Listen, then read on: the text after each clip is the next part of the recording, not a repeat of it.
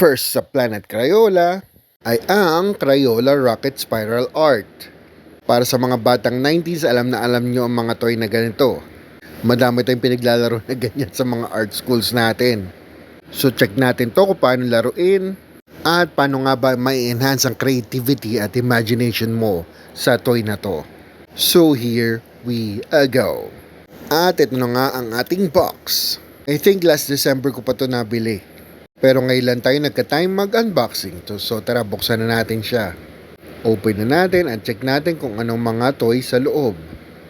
Madami-dami rin siya ha. At ayun yung spaceship. Meron pa ba? Wala na. Ito ang kanyang spaceship, no? At ito ang dalawang gears. Isang green at isang blue. Dito naman natin paikutan yung gears. Ito naman yung mga stickers niya. Ang dami.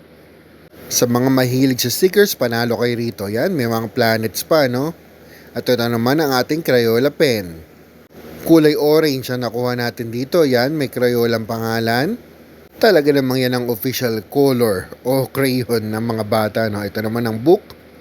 At na-try na natin to, no? Yan ang una nating sinubukan.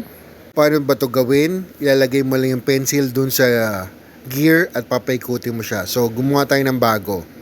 Tara, i-demo ko sa inyo. Yan, ilalagay nyo muna yung spaceship dyan. Tapos hanap kayo ng gear. Tapos lagyan nyo lang yung pencil. Paikutin nyo ng ganyan.